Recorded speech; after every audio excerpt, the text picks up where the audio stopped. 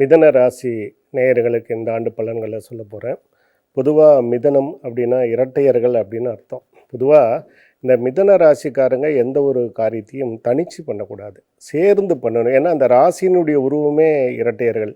அப்படிப்பட்ட இந்த ராசி படாத பாடு இந்த இந்த ஒரு 6 மாதம் காலமாக ரொம்ப கஷ்டம். ஏன்னா அந்தணன் தனித்து நின்றால் அவதிகள் மெத்த உண்டு அப்படின்னு சொல்லுவாங்க.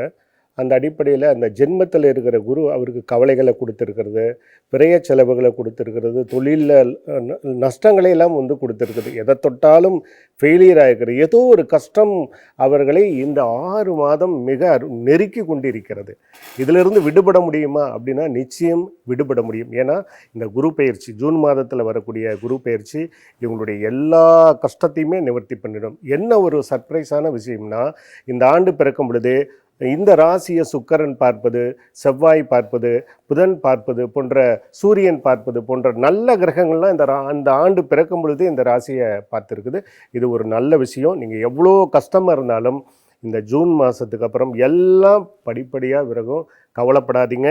அதனால் நீங்கள் இந்த மிதன ராசி அப்படின்னா பெருமாள் தான். லட்சுமி வழிபாடு பண்ணுங்கள், குபேர வழிபாடு பண்ணுங்கள்.